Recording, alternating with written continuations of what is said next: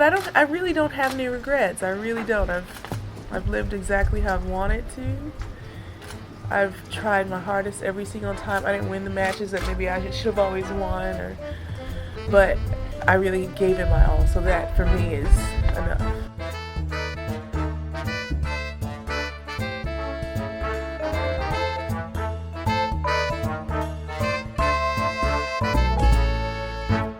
Hello everybody, welcome back to The Body Serve. I'm Jonathan. I'm James. This episode will serve as a kind of book study. A what? Homework assignment where we just kind of had to do the work to keep exciting. up with what's going on. I feel like it's the same for a lot of people in tennis right now. There have been 33.72 tournaments the last 2 weeks. Mm-hmm. I don't really think that's starting off with a lot of excitement. Do you?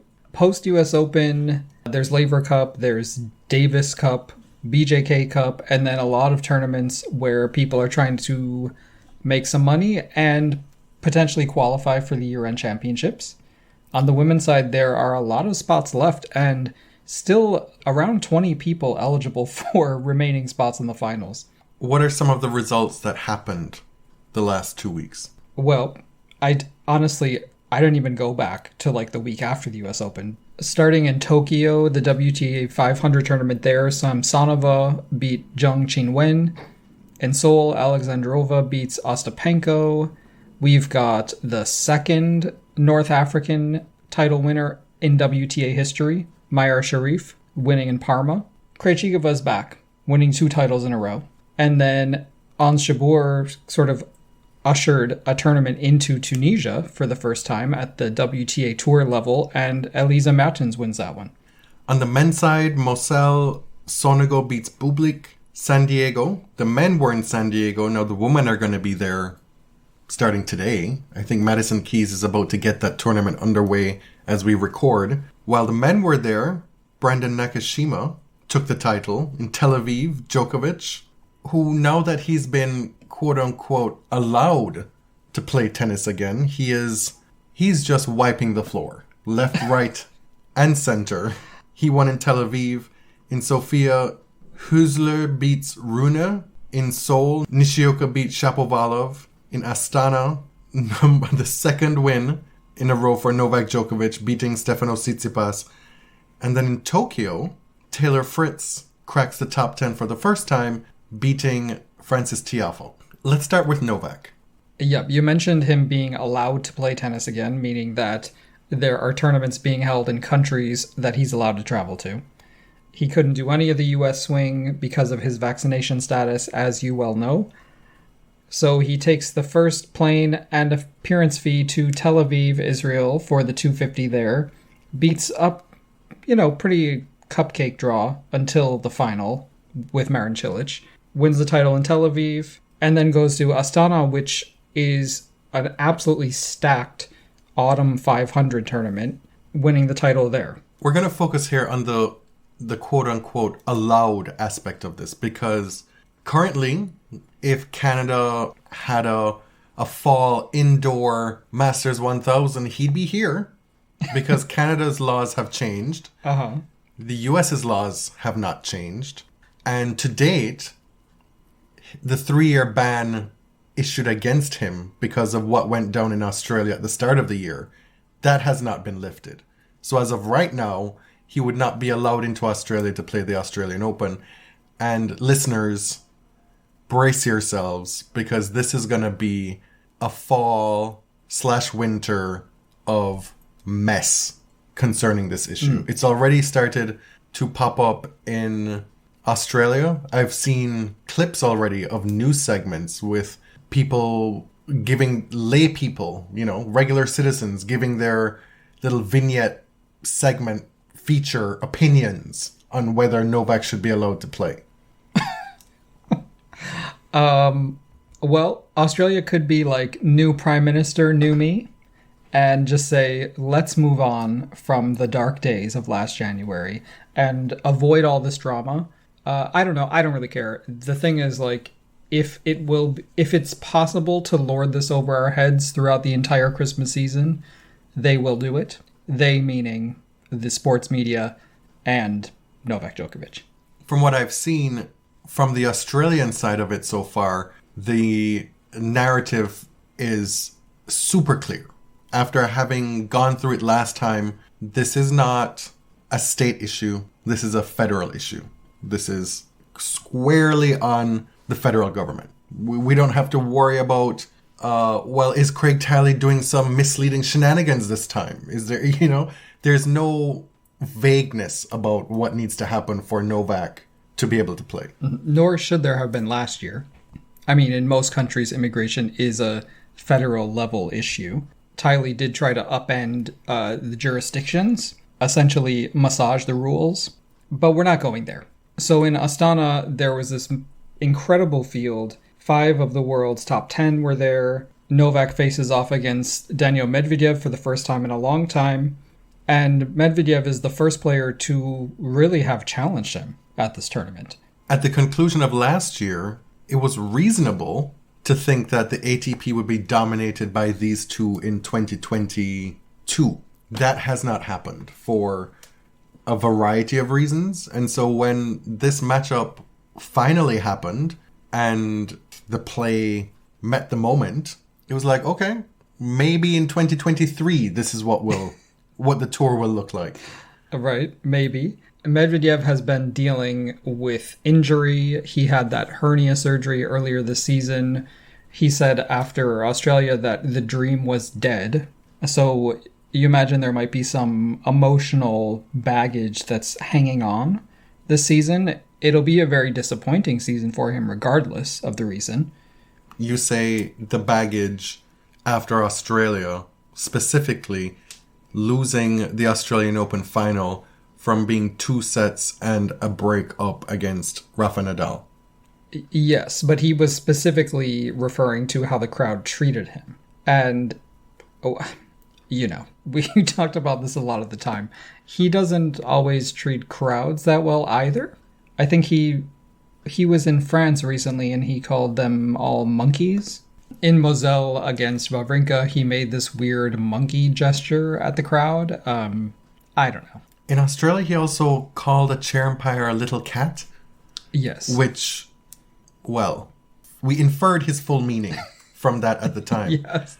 This is not a dude who is without blemish in his comportment toward his opponents, the officials, and the crowds. But the dream is over. Anyway, Novak and Medvedev were playing a tight match, and after the second set, Medvedev retired from the match, and it seemed abrupt, and people were confused at first. What I think we need to get over here is that everybody on Twitter was like, oh my god, what happened? Nobody knew. Everyone was so confused. No, actually, Novak knew what was going on because Daniil told him that he was injured.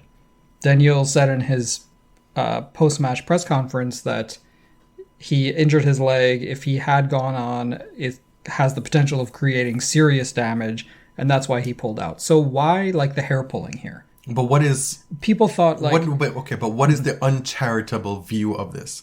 That he was 2 points from winning the match in that tiebreak, and in a huff and a puff and a blow the house down moment, he just storms off the court because he's being petulant? Yeah. No, people literally thought he was I don't care anymore, I'm leaving.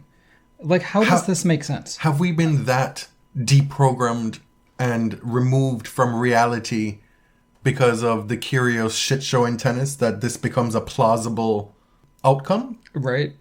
Let's be clear that Medvedev is not Nick Kyrgios or Benoit Paire. It's actually really shocking to sort of assume that about a recent number one playing in a match that he has a legit chance against Novak. Yeah, it was just sort of, I don't know, kind of disappointing. If you want to criticize him, that's not where I would go. Right?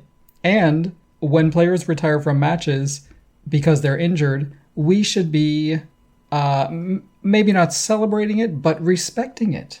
After Roger Federer's retirement, one of the big stats, of course, was that he had never retired from a match on the main tour. And I kept reading it and thinking okay, that's great. That's impressive. But is that something we should really be teaching the kids? That if you're injured, you shouldn't retire from a match?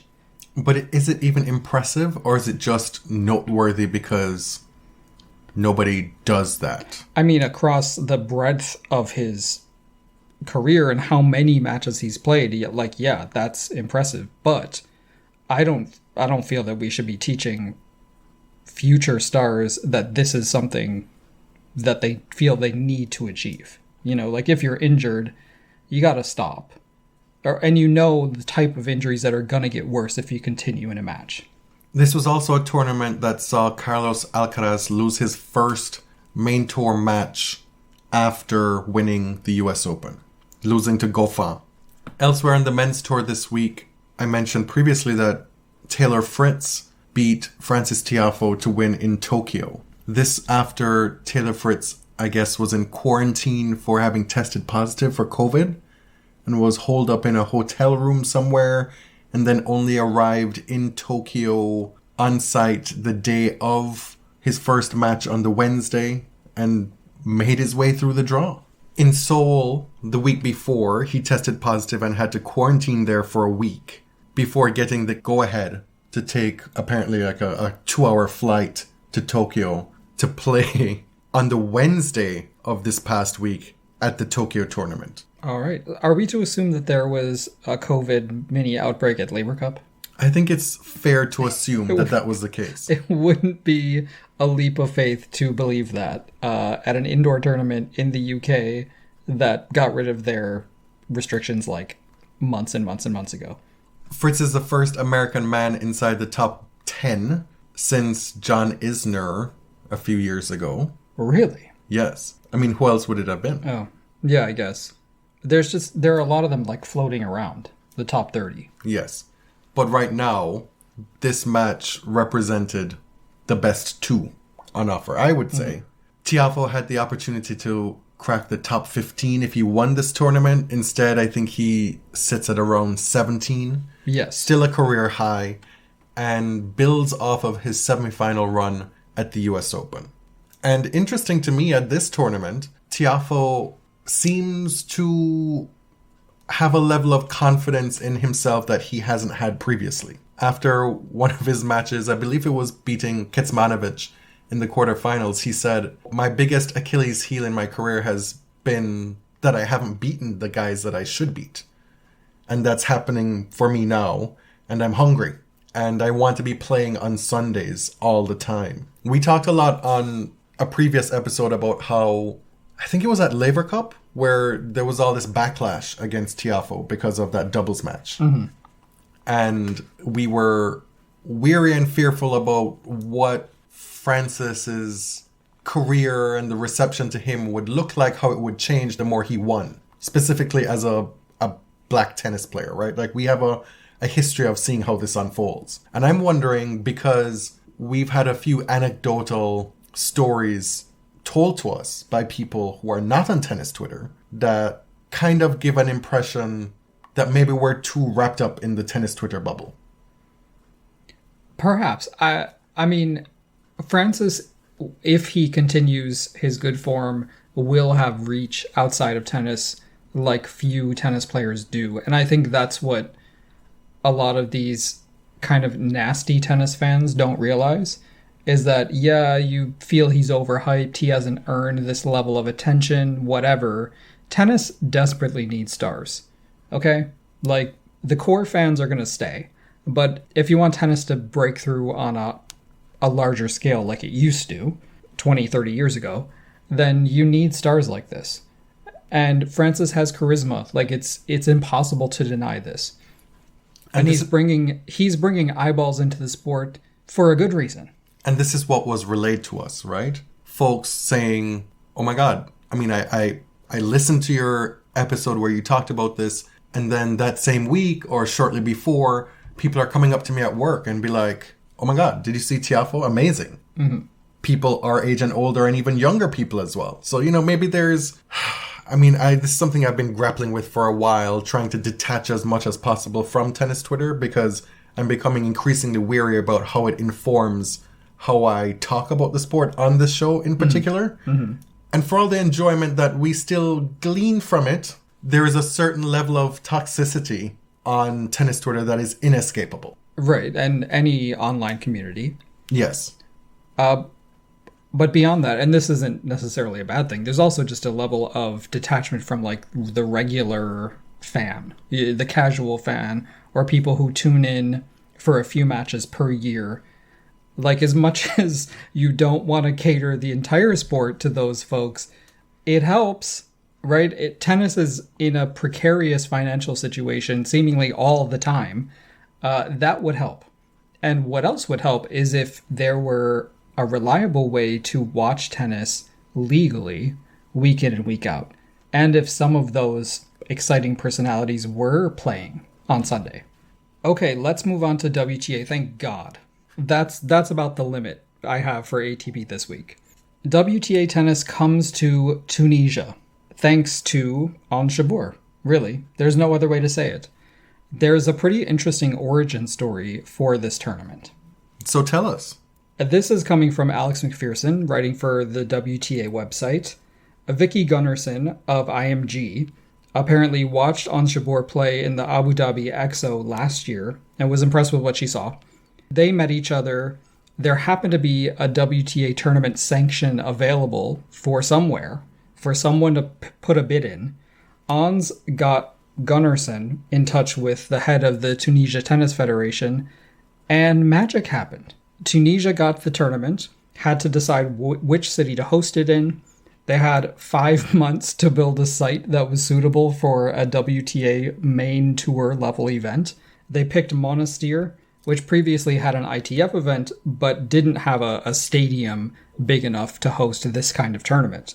Now, they could have hosted it in the country's biggest city and capital, Tunis, but they chose Monastir for several reasons. One was the tennis connection, but also it's the birthplace of Tunisia's first president, and also the politician credited with emancipating the women of Tunisia.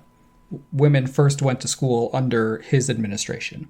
So there is like a sentimental connection with Tunisian women and this city. And Ons Jabeur is based on, what the Tunisia Tennis Federation says, the biggest thing in Tunisia right now. Everybody's talking about her. She has literally quadrupled the participation in the National Tennis Federation.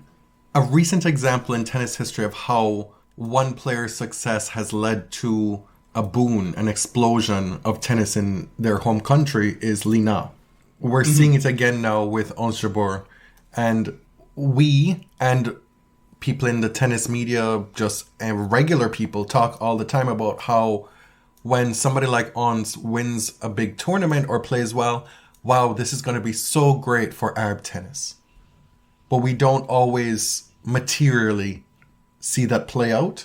This is the manifestation of that. Right.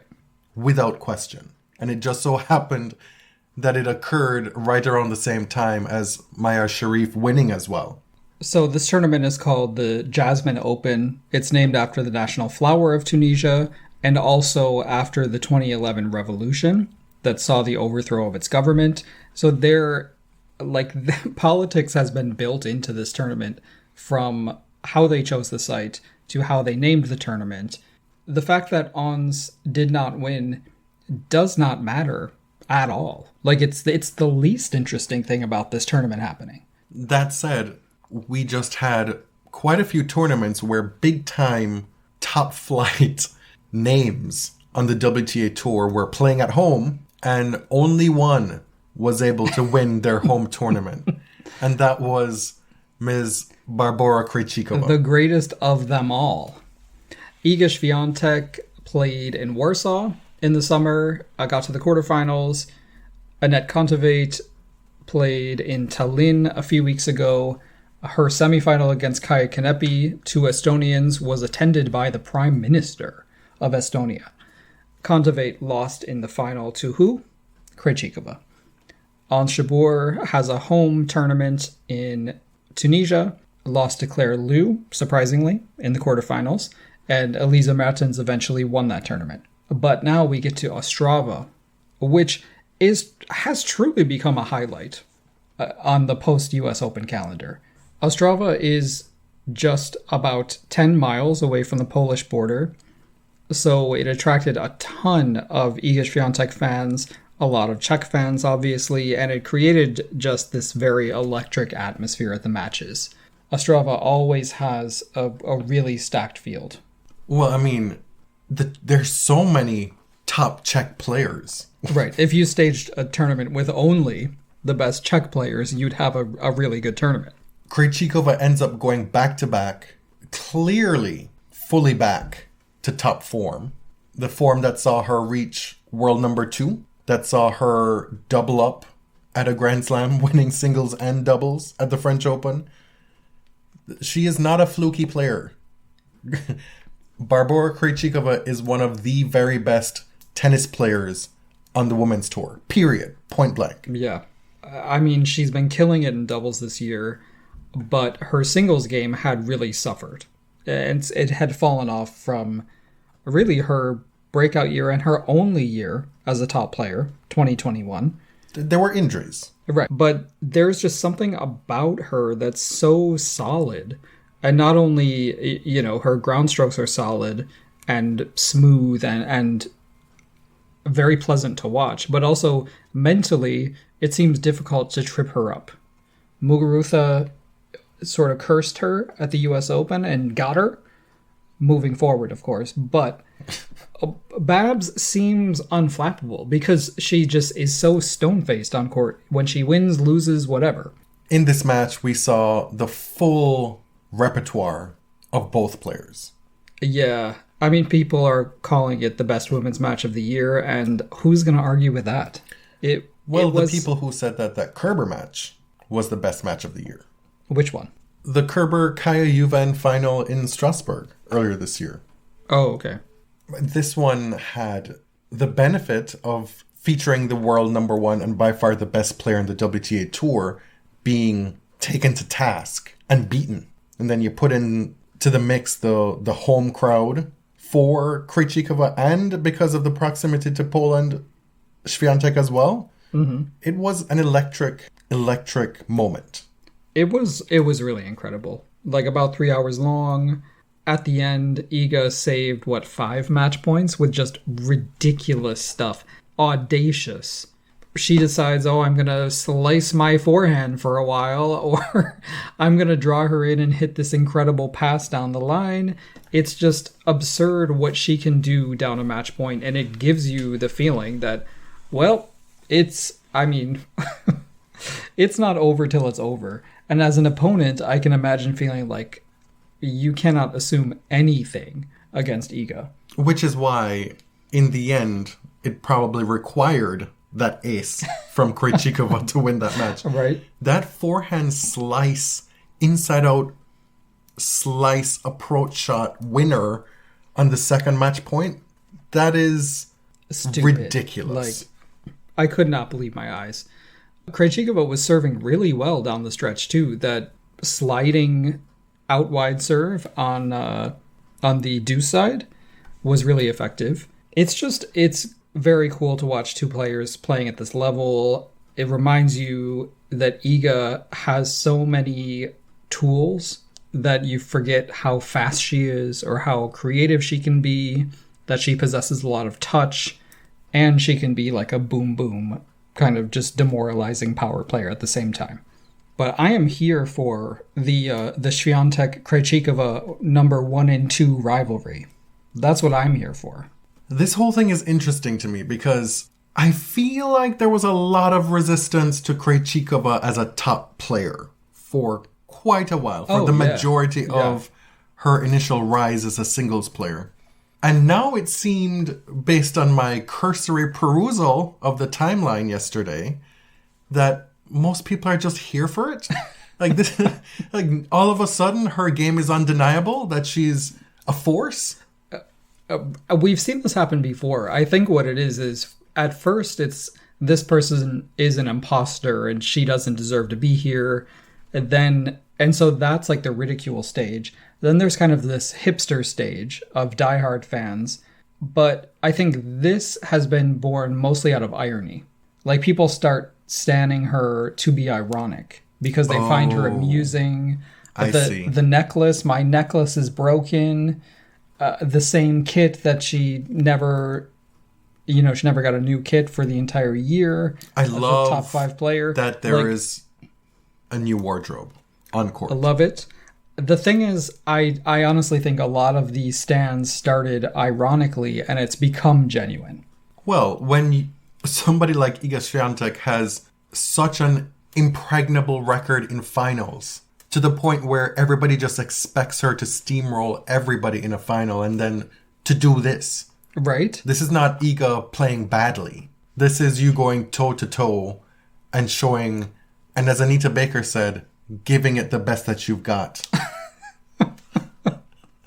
No, this is playing an Iga who is in really good form and just, winning the points that matter on that day. Iga was incredibly emotional after this match. But yes. And you know what? I like to see it. I love it. Okay, sure, it's a 500 and she lost. You don't think she should be emotional? There can be a million different reasons that someone is crying after a match. And part of it might be, wow, this was cool to be a part of this, and I'm grateful for where I am. Yeah, and how many times do we hear people getting lambasted for not caring about tennis? About just going through the motions, not taking their career seriously. This is a woman who takes her tennis incredibly seriously. Right.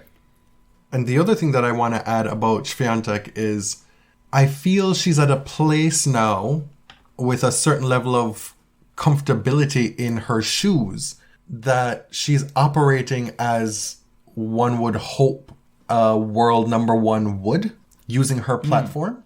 Yeah, go on. The genesis of this, for me, was the lead up to the US Open, where she was very candid about her dislike for the US Open balls. And we were guilty in participating in the mocking of that whole situation, I think, to an extent. I don't know why I saw that you wrote that, and I really don't know what you're talking about. We took her seriously, but then we took a few jabs. A little playful jabs here and there. I don't agree at all. Your memory may just not be what it once was. We explained the difference between the balls. We questioned why they were different. The reasons that the USTA gives for having different balls. I don't think we were making fun of her. I think that's unfair. No, I think you're not understanding what I'm saying. I'm saying we presented it as a serious thing and did all that explaining. And then on subsequent episodes, there were a couple light-hearted moments that made fun of it a little bit. That's all. Oh, okay. I think that's allowed. Okay. But part of the discourse surrounding that was, well, wow, what a complainer. What a complainer. Just show up and play the tennis. And then again, recently when she tells us that, the schedule is a mess, this is not conducive to taking players' health seriously, having to jet set all over the world across continents and time zones to play tournaments from week to week. And that would explain why she's not going to play. Which one is it? Billie Jean Cup? Yeah. That's using your platform for good, in my opinion. Right. I mean, it's sort of funny that people would want players to stop complaining and just put their head down and play tennis. But if they put their head down and play tennis, they're boring, and everything is great and wonderful and I love tennis, then they're boring. I get not being all that interested in what she's complaining about, fine, but these are things that are important to her and probably other players. I think the criticism over the latest thing is really unfair. She's saying, from the WTA Finals to BJK Cup, I have one day to get from Texas to, where is it? Oh, Glasgow, Scotland. Yeah, so if you don't want to play, don't go. I support her. And the fact that she's shedding light on this being an unreasonably quick turnaround and not great for players' bodies is good. It also aligns with her long-standing, at this point, directive to bring awareness to mental health issues. Yes. Period. This past week in Ostrava, it was the second time that she's donated her entire purse money, her winnings from the tournament, to causes to bring awareness to mental health issues. And to people who are saying, oh, she's going off to San Diego after playing in Czechia, well, the tournament in San Diego has guaranteed her a Thursday start. So Sunday to Thursday is quite different than a one-day turnaround. Also in Ostrava, pay attention to Alicia Parks. My God, what a moment for her. Yeah. Winning doubles and then also coming through qualifying to make the quarterfinals, beating Karolina Pliskova and Maria Sakkari in back-to-back matches. Bageling Pliskova in the first set. If you did not watch any of her matches, I implore you to go watch some of the extended highlights. Her serve is so good. She has this lithe, athletic way of moving around the court that tells me that this is somebody who could improve exponentially quickly in combination with her power game. She paired with Katie McNally in the doubles. Katie she plays with the black girls only. That's her move. Usually they're pulling her, No shade. Should I not have said that? I'm not going to touch that one. You may just be referencing certain pairings with Coco Gauff in the past. And most recently, Taylor Townsend. Mm-hmm. But good for Katie. She was a quarterfinalist in singles as well. She beat comeback kid Muchova and lost to Iga 4-4. I mean, plenty of people get bageled by Iga. There were a few other interesting things about this tournament. Karolina Muchova is continuing on her comeback from injury.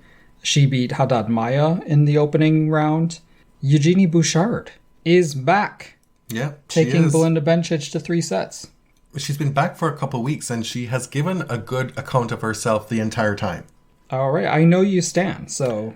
I stan solely because I appreciate that Jeannie still puts in the hard yards. Mm-hmm. That's it. Do I think she has the most beautiful game? Fair. No. She is still out here trying, and she doesn't have to be. And Wimbledon champion Elena Rybakina has continued a pretty good stretch post-US Open. She reached the final in Slovenia, semifinals here, beating Badosa, beating Kvitova. And this is probably a topic for another day, but I feel like Rybakina kind of cheapened her own Wimbledon victory by being frank and honest about the fact that she didn't feel like a Wimbledon champion. I think the second you put that out there, people are like, okay, well, I guess it was an asterisk. That's just me. I think that's so unkind. Well, sometimes the truth hurts, Those were her legitimate feelings. Yes, but once you tell people I didn't feel like it was a legitimate Wimbledon, or didn't feel like I was the Wimbledon champ, then I think you give license to people to say, well, I guess you weren't then. Right, but tournament organizers were already treating her like that with court assignments. Well, look, there's one of those rare moments where we are in disagreement. I feel like you should be out here saying, like, I am the fucking Wimbledon champion. Period. Yeah, I know that was one of the things you enjoyed most about being a Serena Williams fan. And it's something you look for in everybody. But I appreciate a little bit more vulnerability. Mm-hmm. Not everybody has to have that. I get it. Wow. It's just one person's bad opinion. What a detour. Something that you'll enjoy talking about here. I love how this has become one of your things. I didn't even have it on the agenda, and here it comes. It gets popped on like clockwork.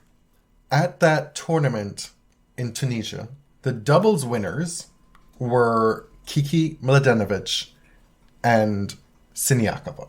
And you have written here on the agenda, bitch, no, Mladenovic is speaking Arabic? Miss 25 languages. Was that one of the 25? I don't know. She attempted a little Arabic in her trophy presentation speech, and I think we're all living. Ons Jabeur gave it her seal of approval. She was probably just being nice. You have no way of being judge of that. But I love that she attempted, and this is knowing your brand. This is taking something that somebody said about you to hurt you and making it your brand. And I'm living for it. You have other things listed there about this moment? Yes. The other thing, more tennis related, is that this is Kiki's 28th doubles title. It's Siniakova's 20th and her 11th final win in a row. And among Siniakova's finals win streak is 4 majors, the Olympic gold medal, and the WTA finals. That is pretty wild. That's like an Iga Swiatek finals win streak on the singles tour. But Kiki and Katerina are really, putting their hats in for the best doubles players of their generation. They are the doubles it girls right now. And Babs. Yes. Don't forget.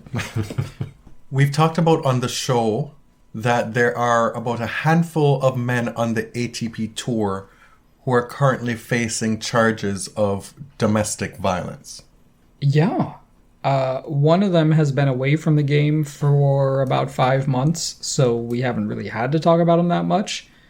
But when one goes away, one has a career renaissance. Nick Kyrgios' case has been in the court system for a little while now. His hearing has been adjourned again until February of next year. The news here is that we learned what his defense is going to likely be. Yes. His lawyers are expected to argue that the case be dismissed under a mental health defense. And a law in Canberra allows judges to dismiss a charge if they are satisfied that an accused person is mentally impaired, and dealing with an allegation in that way would benefit both the community and the defendant. And his lawyers are citing numerous examples where Nick spoke about mental illness, self-harm, being in a bad place emotionally, and that would convince a judge that he was mentally impaired when he committed said crime. Now, from what I understand, this defense doesn't actually require Nick to admit to any wrongdoing. It doesn't force him to plead guilty to anything or to say that, yes, I did this. It's actually stopping the case before it gets to that point, to just dismiss the charges altogether. Do you have anything to say about that? I sat there in disbelief when I read through this news report. Mm-hmm. It stirred far more feelings of cynicism in me and disgust than it did sympathy. Yeah. I think overall, Look at us tiptoe trying to find the right words here to discuss this topic. The thing is, because I think the prison population should be kept at a bare minimum, but is citing a mental health defense restorative justice? Does it in any way include restitution to the survivor or victim of violence? What does justice look like for that person?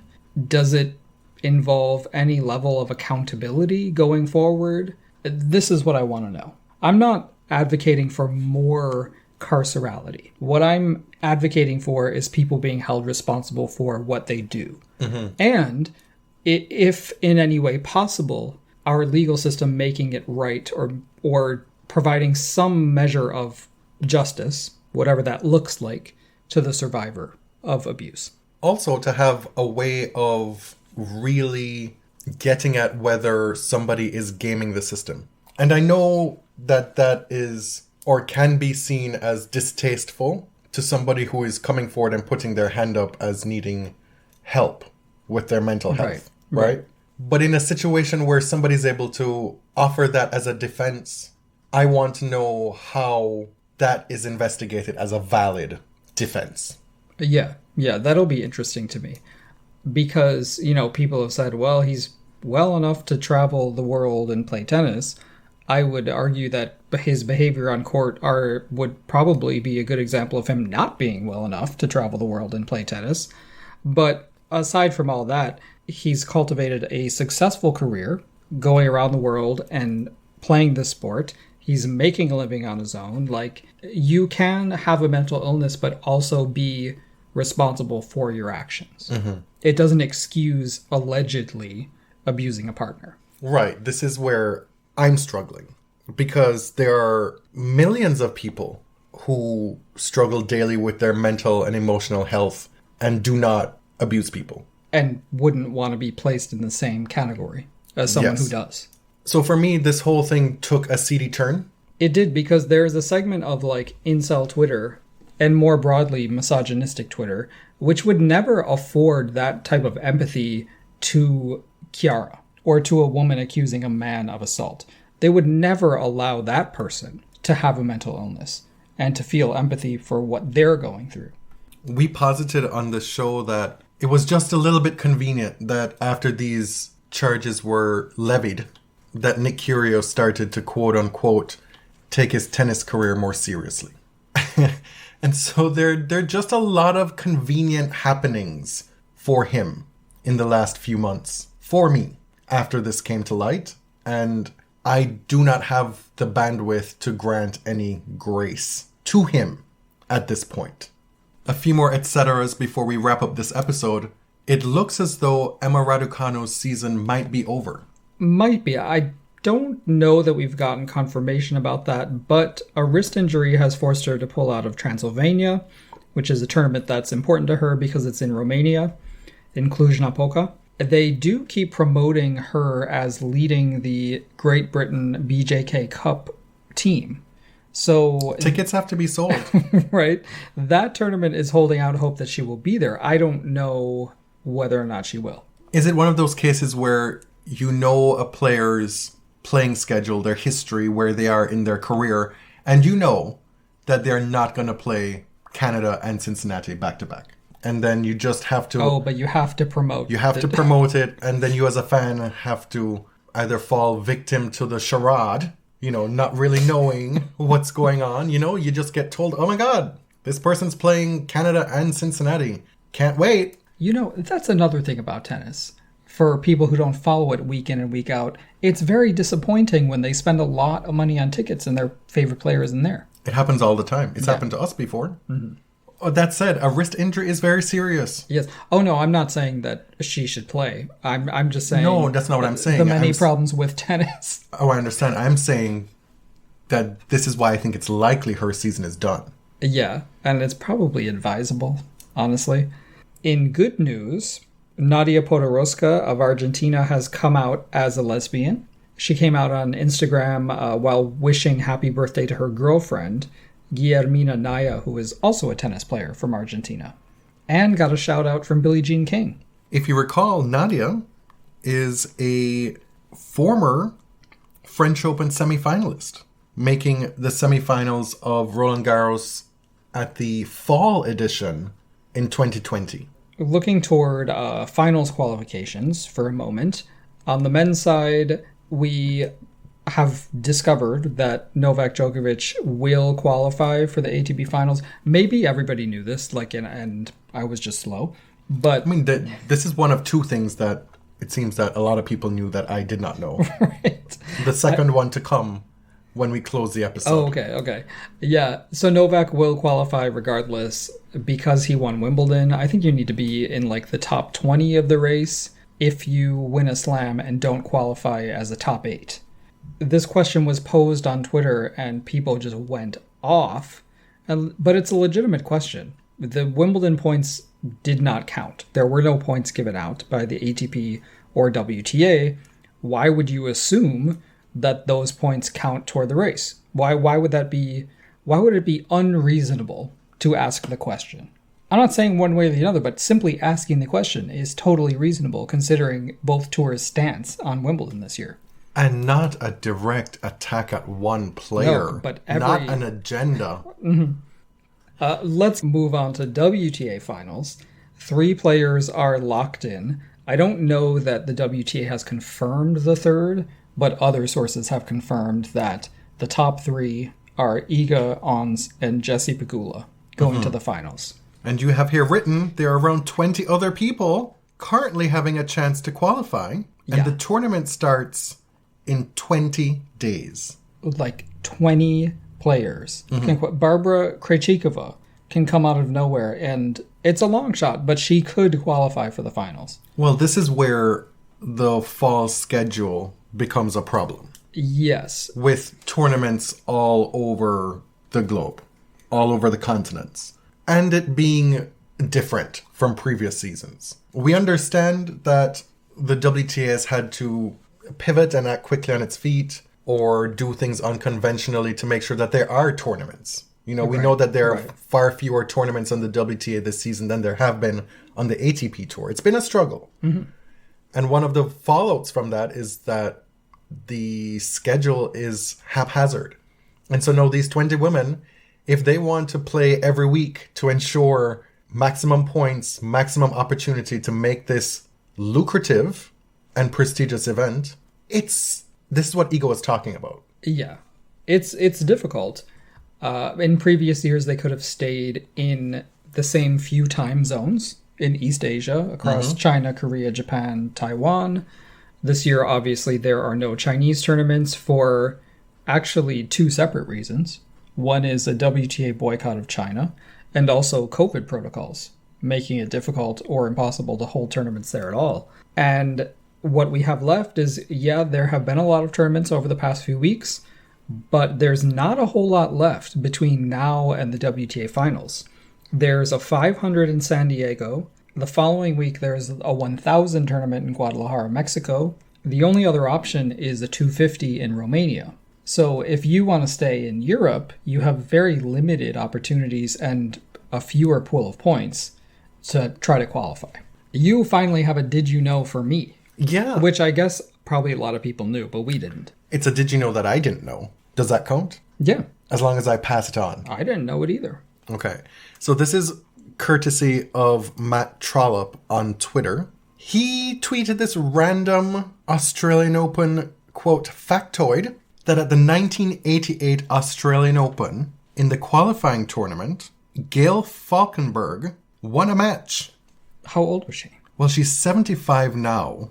So doing the quick math, that was 34 years ago. She was 41. Oh. She was 41 in 1988. She won a match in qualifying before losing in round 2 to the number 1 seed, Lindsay Bartlett.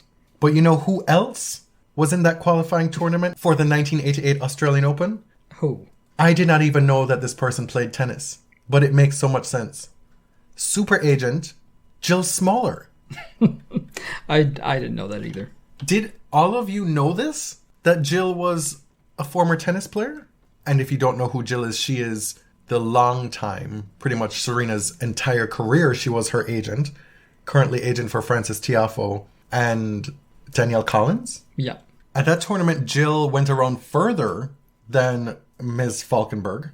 She reached the final round of qualies, losing to the 12th seed Jennifer Fuchs. And then Jill got into the main draw as a lucky loser. Jill Smaller Interesting. played Grand Slam singles tennis at the main draw level. And that was the year that Steffi Graf won, kicking off her calendar year Grand Slam. Golden Slam. Yeah, there you go.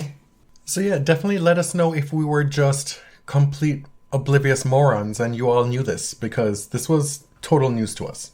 That's all we got. Mm-hmm.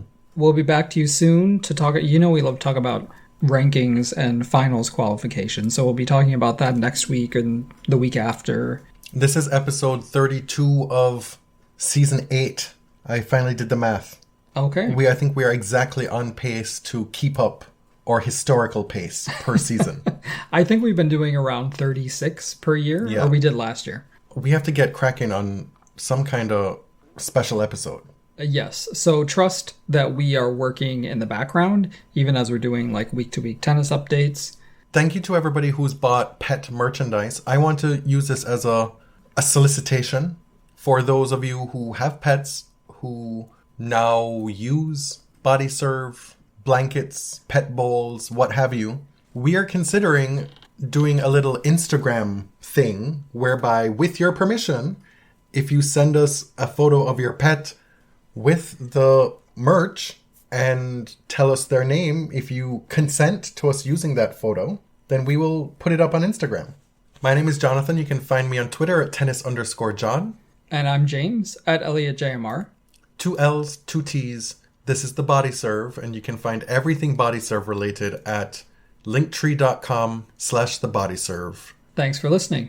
Till next time. Thank you very much.